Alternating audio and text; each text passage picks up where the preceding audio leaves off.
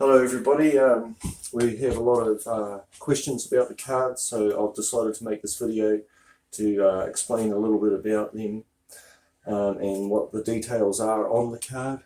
Okay, right, you would have heard Monica talking about the flag and how the flag allows you to trade and travel, and because it's based on the George Cross, it's really like the Red Cross. So it's has passage into really any lands. Okay, so that's what that is about. And if you want more information on the flag, you can have a look at Monica's videos about He Whakaputanga and the flag. Okay, the title here. This is where we put your if you're an Indigenous person, we put your family lineage there, your hapu, and what that does is it actually ties you to not only a group of individuals but also a location. So it's kind of like an address as well as a family name. So that's what that's there for. Also, it can have other titles in there, like if you choose a designated role, such as kaitiaki of the people and herbal medicine or something like that. You can put that in there, and the other examples of the cards that you see on the website show you the different options that you can have there. The CPass, a lot of people ask about the CPass, and the CPass is actually regarding being the same thing as the flag. It's a pass to travel on the ocean, so it can be used that and the Universal Postal Union protection that comes behind having a CPass allows people to travel in the old way. Okay, and this thing I have to branch off here just a little bit to talk about.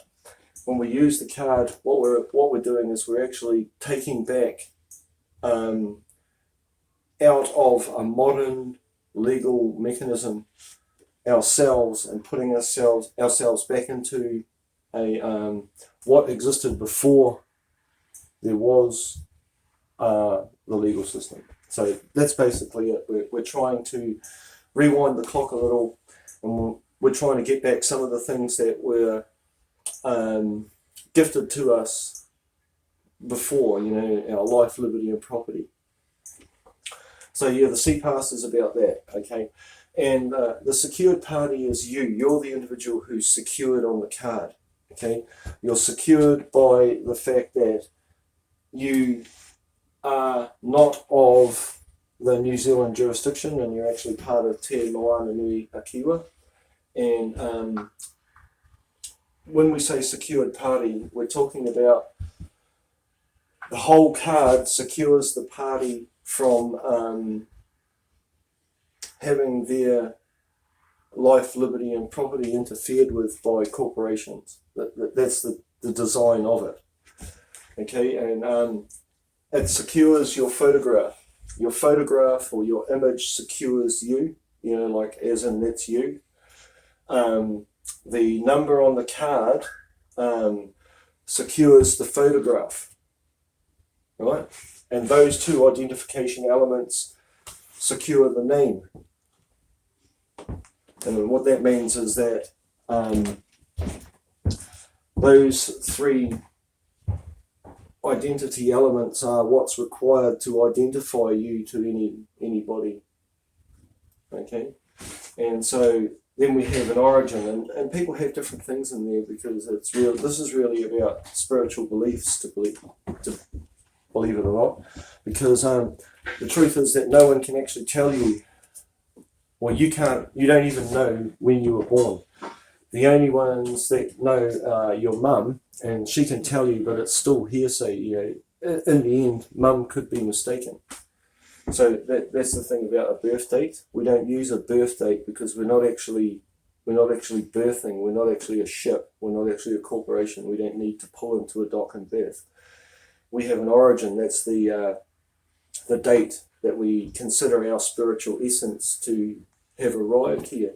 Some people have a beginning of time thing for that. That's fine. I don't know how old my spirit is. whatever. But it's also part of the identification facets of the card. By having all of these different elements on here, we can differentiate ourselves from anyone with a similar name or similar look. Okay, the position, everyone knows that. We're actually diplomats for Te Moana Nui a Kiwa, and we all have to act accordingly. And the number is, as I said before, the Diplomatic Privileges and Immunities Act thing. This is merely for other individuals that are encountering you, so that they can have some sort of understanding as to how they should be treating you.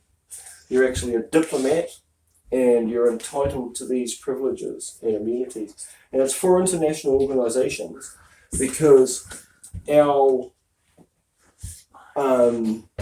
straw man is an international organisation created under foreign law, and therefore, because we're the representative, or it's the representative of us, whichever way round we choose to see it, we can use that for that. Because our estate, which is the trust that was created when we were born, our estate is a state, and you are the head of state, and the state is a foreign state. So you're head of your person there and head of your person here, or your living man. That means you're head of state in two separate countries. Therefore, you're entitled to diplomatic immunities and privileges for international organisations. So anyway, that's the basic rundown of the card. There are many different little nuances that can be changed about the card, but this is the general outlook of it. And it's been designed in a way that allows people to see all the information, and it's valid because it's a contract, and it's made by not only you, but the people, us, the ones who have identified you, and your family. And it has great standing because of that. And the cards have been used successfully all over the country to ward off corporate organisations from exploiting our person. Anyway, that's the card. Cheers.